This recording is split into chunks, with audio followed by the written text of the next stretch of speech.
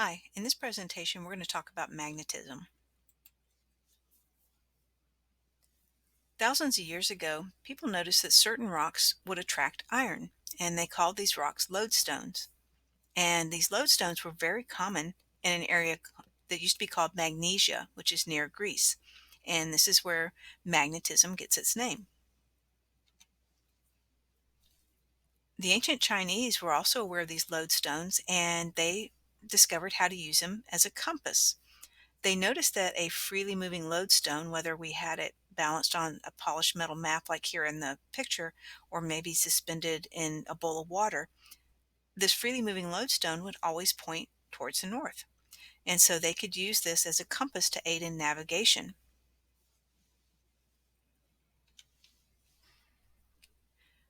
The force that attracted the iron and moved the lodestone is the magnetic force. And the source of this magnetic force is the motion of charged particles, especially electrons. And so electricity and magnetism are very closely bound together. They're both aspects of electromagnetism. Remember when we talked about electrical forces and how they can repel or attract each other without touching?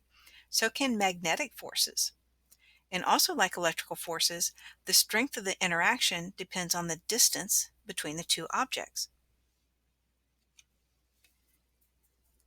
If you have two magnets, the force of the attraction and repulsion between them depends on which end of the magnet is held near the other, because our magnets have poles, and most magnets have well, all magnets have poles, and we call them commonly a north pole and a south pole. So if we have two magnets and we try to put both the north poles of the magnets together, just like trying to get two similar electrical charges close to each other, they're going to repel each other. But then if we take the north pole of the magnet and the south pole of the other magnet, those opposite poles will attract, just like a negative charge and a positive charge attract each other. And again, all magnets have two poles, that north pole and that south pole. And if you've seen some magnets, maybe played with them as kids, a lot of times they're painted in these two colors, and conventionally we'll paint red. We'll use red paint for the North Pole and blue paint for the South Pole. And that's just an easy way to visualize which pole of the magnet we're talking about. In a magnet, you can't have one pole without the other. There is no single pole magnet known to exist. So you might say, well, what happens if I have my magnet and I cut it in half? Well, then after you cut it in half, you have two magnets that each have two poles. And if you cut those two smaller magnets in half, well, now you got four small magnets that each have two poles. And you could keep cutting your magnets smaller and smaller, all the way down to a single atom. And in that very last atom, there would still be two poles.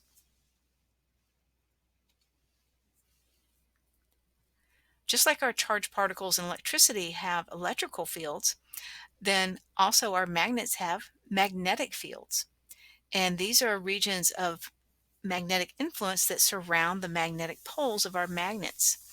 And we can actually see the shape of these fields by, say, placing iron filings or something near a magnet. And we can see these lines spread from one pole of the magnet to the other. And usually we talk about these lines of force moving from the North Pole to the South Pole. And again, this is produced by the motions of electrically charged particles in our atoms.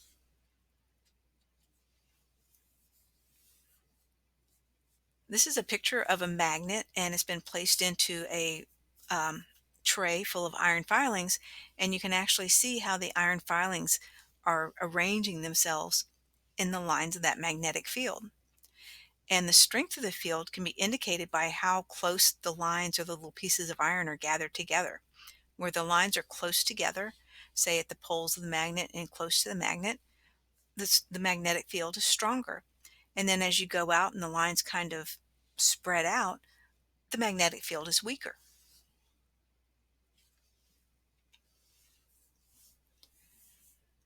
These magnetic fields are produced mainly by electron spin. And all the electrons and all the atoms and all the matter in the universe are spinning. And as they spin, they set up a magnetic field. So, for instance, we can see our little electron spinning here, and as he spins counterclockwise, he creates a magnetic field that in the picture is kind of directed up. Okay. If we have a pair of electrons that are spinning in the same direction, well, now we're going to have a stronger magnetic field and create a strong magnet. But what if our pair of electrons, one spinning counterclockwise, oh, wait, now this guy's spinning clockwise. So he's spinning in the opposite direction. And you see his magnetic field is pointing down. Well, now because these electrons are spinning in opposite directions, their magnetic fields are flowing in opposite directions, they cancel each other out. And so this is why most items are not magnetic, because all these different electron spins are canceling each other out.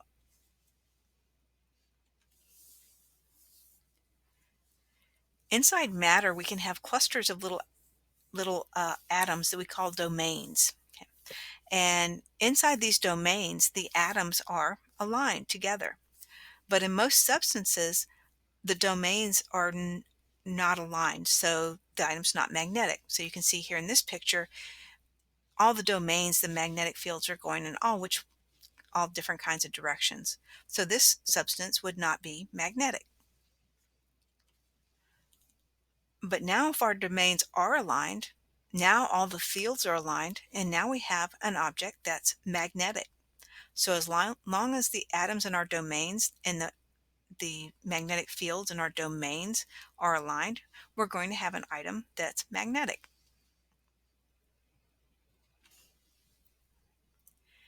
And this is why if you have something like a needle or a nail, you can actually turn it into a small magnet by aligning the domains inside your object.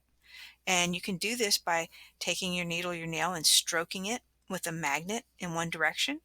And as you stroke your needle or your nail, what you're doing is you're using the magnetic field of that magnet to align the domains, and now your little needle will be magnetic. You can also place the item in a strong magnetic field.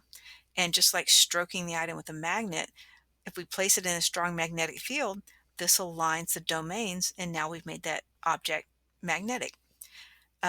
If you've ever been around strong magnets or anything, you know that if you leave a tool like a wrench or something like that near a strong magnet, pretty soon your wrench becomes magnetized and stuff starts sticking to your wrench too. Now, some magnets are permanent and some aren't. And a permanent magnet is where we've aligned those domains, and those domains remain aligned once we remove that external magnetic field. A temporary magnet is one where the domains return to just that random arrangement once we remove that external magnetic field.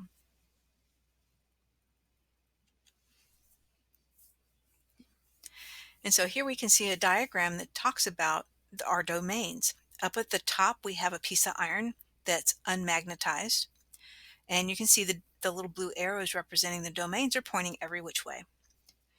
In the second picture, the iron has been exposed to a magnetic field and is slightly magnetized. So a good proportion of the domains are starting to align, but not all of them quite yet. In the third picture, we can see that strongly magnetized iron where all the domains are aligned. So this is a very strong magnet now. And again, in the bottom picture, we can see when we break it in two pieces, now we have two equally strong magnets. And in this picture, you can also see that even though we break the magnet in half, we still have a north pole and a south pole on each piece. Well, let's say we wanted to unmagnetize our object. Either say our wrench that we placed near a magnet and it got magnified and now it's a pain because it's picking up all kinds of little metal objects, or we magnetized our nail and we want to demagnetize it. There's a few ways you can demagnetize one of these objects. We can heat it up, and as we heat it up, the molecules again start being more active. There's more kinetic energy inside the object, and as those atoms start moving around more and bumping into each other, the domains become out of alignment. And so if we heat an object, we can demagnetize it. We can also demagnetize an object by physical force. we can drop it or beat it with a hammer. And again, this excites or jostles the atoms inside the item and pushes those domains out of alignment. And once those domains are out of alignment, the item's no longer magnetized.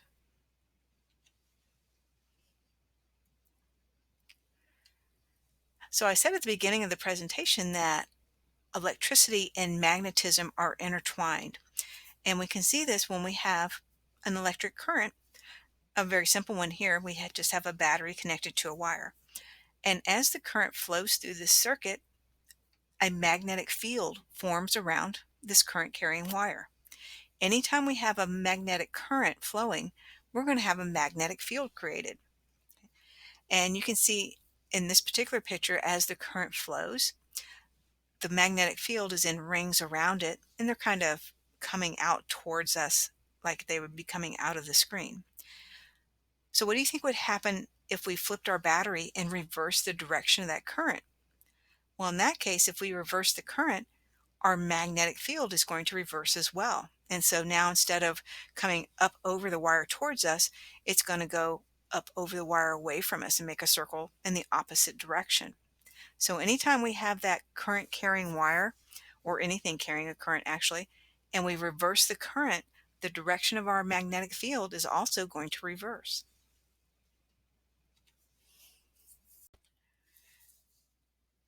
So in this picture here, we can see on the top, we can see our current carrying wire, and we can see our magnetic field being formed around that current carrying wire.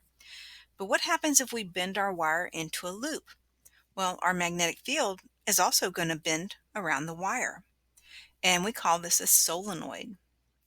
And as the magnetic field overlaps in this bend of the wire, the intensity of the field is increased. And the more loops we put in that wire, the stronger the magnetic field we're going to have. And you can see down here in this picture that we have many more loops, and we have a much stronger magnetic field than we have through our straight wire up here.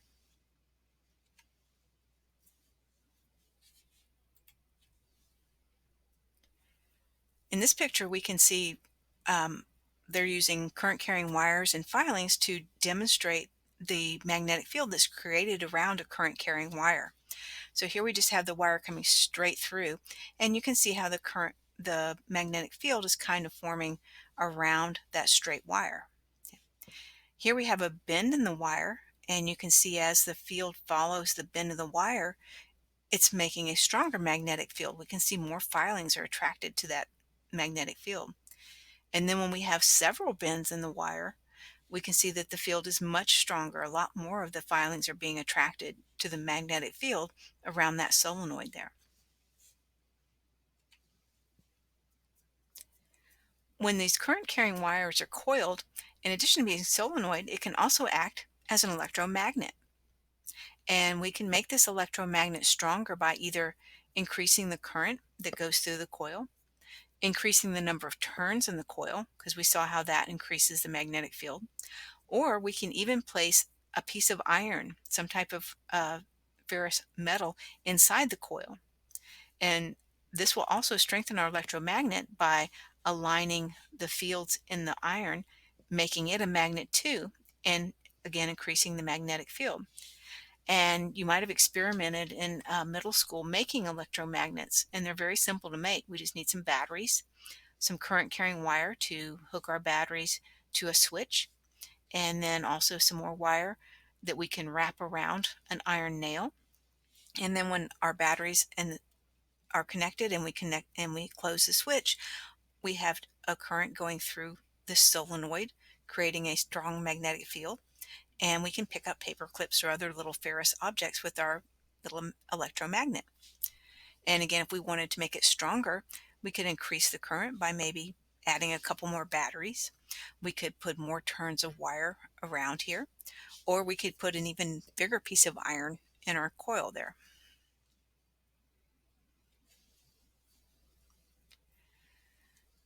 Electromagnets without cores are used in things like maglev trains, which are trains that run on magnets. We can also use powerful electromagnets in things like the Large Hadron Collider or MRI machines. And these powerful electromagnets use superconducting coils, which we talked about superconductors in electricity. Some of the advantages of electromagnets over, say, just a conventional bar magnet is electromagnets are usually much stronger than conventional magnets. And also, another very great advantage to electromagnets is you can turn them on and off. If you have a regular, like, horseshoe magnet, it's always going to be attracting iron or whatever to wherever you place it. But if you have an electromagnet, if you don't want it to attract these ferrous metals, all you have to do is break the switch and you turn off the magnet and it's no longer magnetized. They use electromagnets also in, say, junkyards. If you've ever seen those big flat magnets that come and pick up the junk cars and then drop them into the crusher, and that's an electromagnet. They have the current going to the electromagnet so it can pick up the car. And then when it holds the car over the crusher, they just cut the current to the electromagnet. It's no longer a magnet and the car falls in the crusher.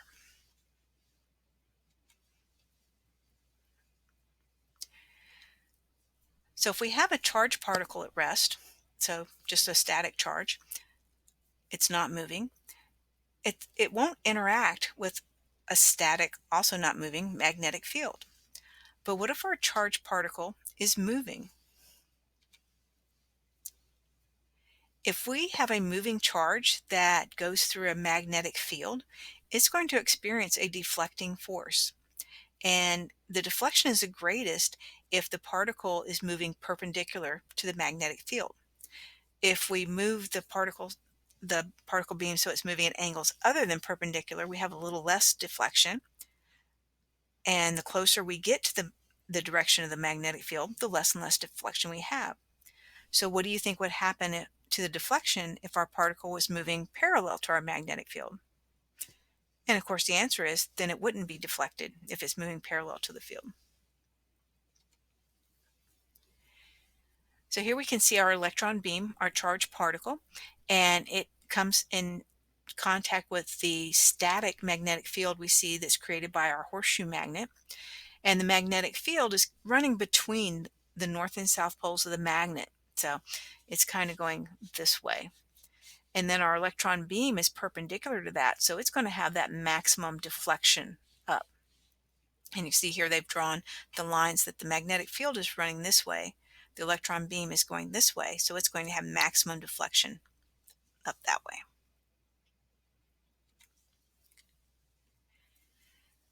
The Earth itself is a huge magnet. Most of the core of the Earth is made out of molten iron, and as there's currents moving in this molten iron, the charges in the atoms are moving, and this creates the Earth's magnetic field. And it's pretty interesting that the Earth's magnetic field can reverse direction, and we really don't know why. And we can look at rocks and look at the way certain molecules or atoms are aligned in those rocks, and we can tell that the Earth's magnetic field has reversed about 20 times in the last 5 million years. And what would that mean if it happened to us now? Well, don't really know. It's also important to realize that when we talk about the Earth as a magnet and its magnetic poles are not where the geographic north and south poles are. The geographic north and south poles are where basically the Earth's axis goes through the Earth, where it's the axis of its spin. The magnetic poles are not in the same place as the north and south geographic poles.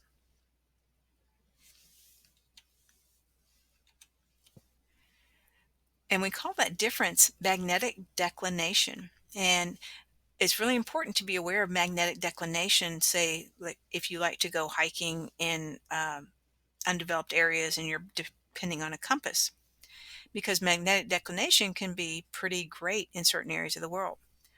So if we look at this map and you see these kind of bright green lines here and here and here, along those green lines are the only places on Earth where if you have a compass that's pointing north, your compass needle is not only pointing to magnetic north, but also geographic north. So you would have to be standing directly on one of those green lines for geographic north and magnetic north to line up on your compass. As you get further from those green lines, there's a difference between what your compass says is north and what is true geographical north on the earth. And it can, right here, it's 10 degrees difference. Over here, it's 20 degrees difference. And then in some places, it's as much as 100 degrees or 130 degrees difference of what is actual the magnetic pole and the geographic pole. So people who navigate, say, ocean freighters that cover long distances, or even airline pilots, they have to take this into consideration, or they can get um, detoured hundreds and thousands of miles off of their um, actual route that they want to take.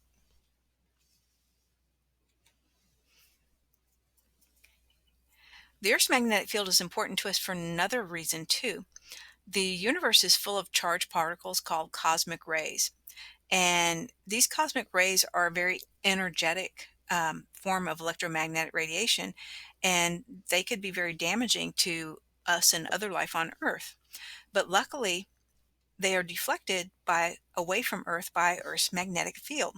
So that magnetic field actually protects us from some of these cosmic rays. And sometimes these cosmic rays get trapped in the outer reaches of the Earth's magnetic field. And you can see the magnetic field of Earth kind of acts like a couple of big donuts surrounding the Earth. And so there's kind of holes here up near the North Pole and near the South Pole.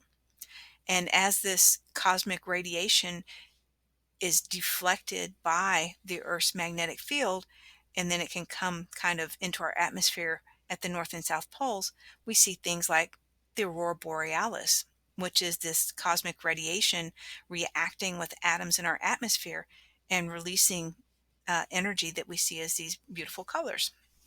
And that's also why you only see the aurora borealis and aurora australis close to the poles of the Earth. You never see them like down here in Virginia where we live, or on the equator.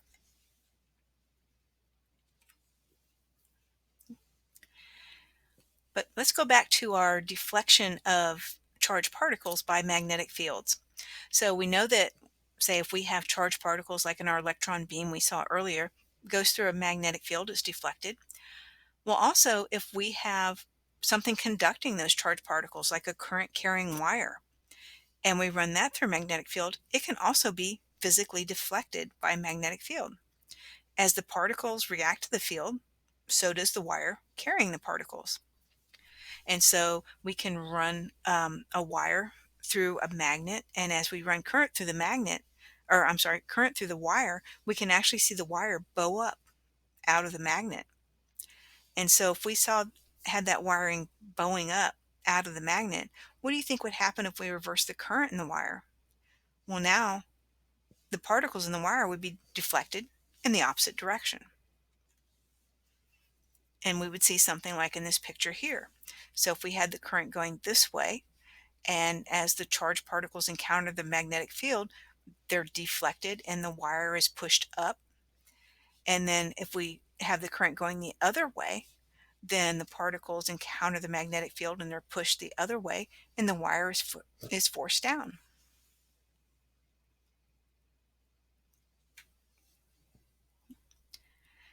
We can use this property to create things like electric meters that we can use to detect current. So you could take a compass needle, a magnet, put it in a coil of wires, and then as the current passes through the wires, the magnet is actually going to react to the current and move, just like the um, magnet can affect wires or charged particles and make them move. The charged particles can also make the magnet move. Most of our meters, though, we construct the other way. We have the magnet stationary and the current carrying wire or coil is movable. And we call those galvanometers, and they're named after Luigi Galvani. And the way these work is, as the current is passed through the wire, and we can see we've made a kind of a coil here of wire, The current goes through that. The current has its own magnetic field, and it reacts with the magnetic field of our stationary magnet. So one side of this magnetic field would be the north side, the other side would be the south side. The two north sides would repel each other, the two south sides would repel each other, and so we would see the coil rotate. And if we have that attached to a spring and a pointer, we can make, depending on how much current goes through this wire, the strength of magnetic field is going to say how much this needle moves. And so now we have something that can measure current.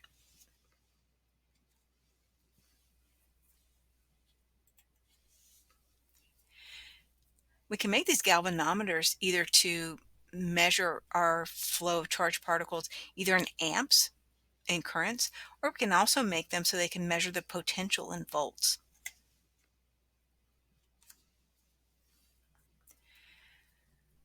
But let's say we have our device, and so that instead of making it a partial rotation to move a pointer to make some type of meter, what if we wanted our coil to be able to move all the way around? And we can do this by reversing the current as the coil makes a half rotation. And then this changes the magnetic field on the coil. And instead of being uh, turning halfway, now it can continue on to a full rotation. And this is how our electric motors work. So here in this diagram, we have a rotating loop of wire or a coil, and we have it connected to a current. And as we put the current through the coil, it creates its own magnetic field. And so the upper part of the coil, which would be, say, the north side of the magnetic field, would be repelled by the north pole of the magnet and attracted by the south pole. So if we left the current the same, when the upper part of our coil got to the south pole, it would be where it would be most attracted, and the coil would stand still. But now if we alternate the current, when the upper part of the coil reaches the south pole, we reverse the current in the coil, we reverse its magnetic field, and now all of a sudden that part of the coil is going to be repelled by the south pole and attracted by the north, and it makes it complete that rotation. And as long as we keep alternating the current, that coil will keep rotating inside the magnet. Let's look at this diagram of a simple electrical motor. In this case, we have a magnet, and we can see the red north pole on the left and the blue south pole on the right. And as the current comes in, say positive up here and then negative here on the poles of our current, as the spinning coil touches the top part, it becomes a red north pole. As the coil touches the bottom negative part, it becomes a south pole. So as this spins, the coil changes its direction of magnetic field. So when it's here and it's blue, it's attracted to the red. When it turns red, it's pushed away. And the same thing over here. The red part of the coil is attracted to the south pole of the magnet, but then when the coil turns blue, it's pushed away. And as long as we can keep alternating the current, either by using these little slip rings here, you can see that the ring touches only one pole of the current at a time. So when it touches this one, it's red. When it touches this one, down here, it's blue. As long as we can keep alternating that current, we can keep this motor spinning. So if we can use current to cause or affect a magnetic field, could we use magnetic fields to create or affect current? Well, yeah, of course we can.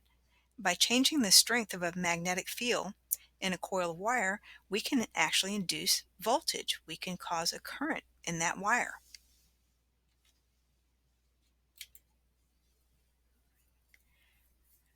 And we can induce voltage in this wire loop, whether the magnetic field moves past the wire, as you can see the magnet here being pushed up and down past the wire on the left, or if we move the wire through the magnetic field, as we see on the right of the picture. If we have our magnet and we put it into the coil with twice as many loops as another coil, we're going to get twice as much voltage induced in that circuit. And if we put the magnet in a coil with 3 times as many loops, we're going to have 3 times as much voltage induced. So the more coils we have, the more voltage we can induce. And this brings us to Faraday's law, which says the induced voltage in a coil is proportional to the number of loops multiplied by the rate at which the magnetic field changes within those loops. And the amount of current produced by the electromagnetic induction is dependent on the resistance of the coil, the circuit that it connects, and the induced voltage.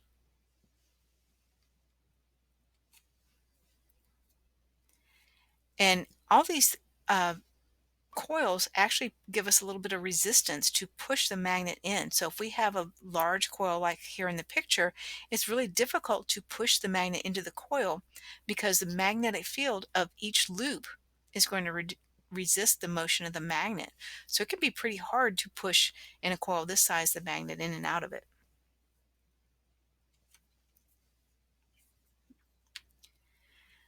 So voltage induced in a wire requires a changing magnetic field. And we can change that magnetic field in the loop either by moving the loop near a magnet, moving a magnet near the loop, or charging the current in a nearby loop.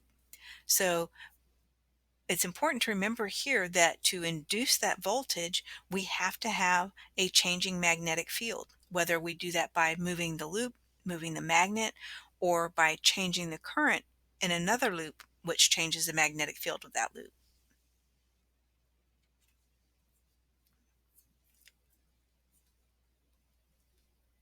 Which brings us to generators. And generators are the opposite of motors. Remember, now with a motor, we were using current and magnets to make a loop spin.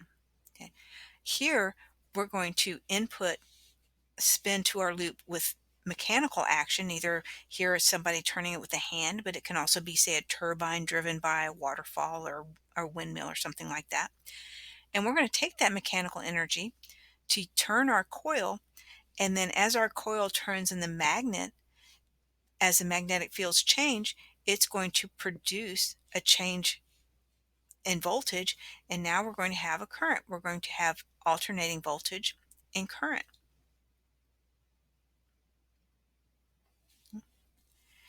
And the frequency of the alternating voltage that we induce in that loop when we are turning it mechanically in that magnetic field is going to be equal to the frequency of the changing magnetic field.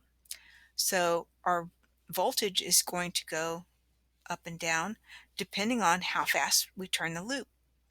So for instance, our household electricity, our alternating current is 60 hertz. And that tells you that in the power plant that's creating that voltage for us to use, there's a turbine that's rotating at 60 hertz.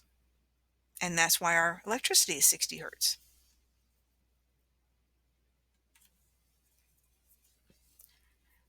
Sometimes we want to change the voltage in amps of a current that we've created. And we can do this with transformers. And remember that Faraday's law says we can induce voltage by changing the magnetic fields. And we can also change magnetic fields by changing the current. So knowing that these magnetic fields and electric currents are related and that a change in one creates a change in the other, we can use this to change our voltage in amps. And we can do this by using transformers. And our transformers are basically two electromagnets that are in close proximity to each other. So we have magnet 1 over here and magnet 2 over here.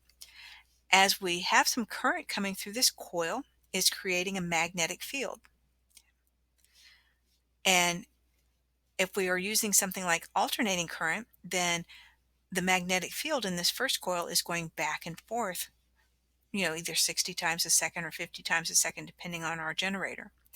As this magnetic field changes here, it's going to create a change over in this secondary coil. Because remember, what happens when our magnetic fields change? well, we're going to induce current here, right? And this is called mutual induction. And again, this is only going to work with alternating current. Why wouldn't it work with, say, direct current if we had a battery over here?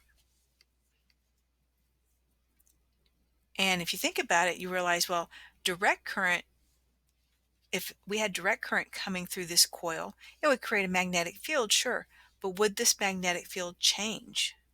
No. If it's direct current, that magnetic field is going to stay stable. But if we have alternating current, then as the current goes back and forth, changes, the magnetic field is going to flip back and forth. And it's that change in the magnetic field that's going to create the movement of electrons here and create current over here. So we can't have that induction without a change in a magnetic field. So we can tell what kind of voltage we can get out of our transformers by knowing that the primary voltage divided by the number of turns on the primary side has got to equal the secondary voltage divided by the number of secondary turns over on this side. So let's look at this transformer. We had 100 volts going in, and we took 5 turns of the coil. So 100 divided by 5 is 20. Over here on this side, we had 400 volts coming out divided by 20 turns. Again, that's 20. On this side, we have 1,000 volts going in divided by 50 turns. And on the outside, we have 20 volts coming out divided by 10 turns. And again, that's 20 on each side. So it's going to have to equal the primary voltage divided by turns over here. It's going to equal the secondary voltage divided by turns over here. So for stepping up, using a step-up transformer and getting more voltage, are we getting more energy? Well, no. Even though the voltage is greater, the current is less. And let's look at what we got here. We still have 1,000 watts on both sides, both going in and coming out.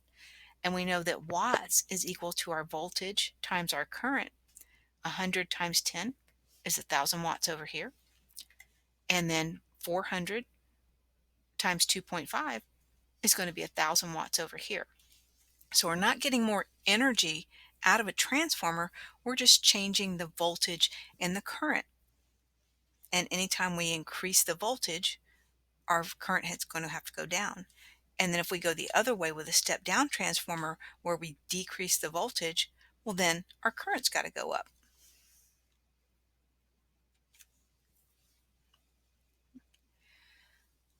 So we saw how current carrying loops in a coil can interact with other loops of the same coil. And each of these loops in a coil interacts with a magnetic field that's created around the current in the other loops of the same coil. So this is what's called self-induction. The coil is now producing its own voltage because as we see these magnetic fields changing, we see current induced. Okay. And this self-induction is usually canceled out by the voltage, creating the original voltage in the coil. So it's usually not much of an issue. But let's say we have a strong coil with lots and lots of turns and we have current running through it. So it's creating these magnetic fields. And then we have that self-induction. Okay, so the self-induction is creating a voltage, but it's kind of canceled out from the source, the generator.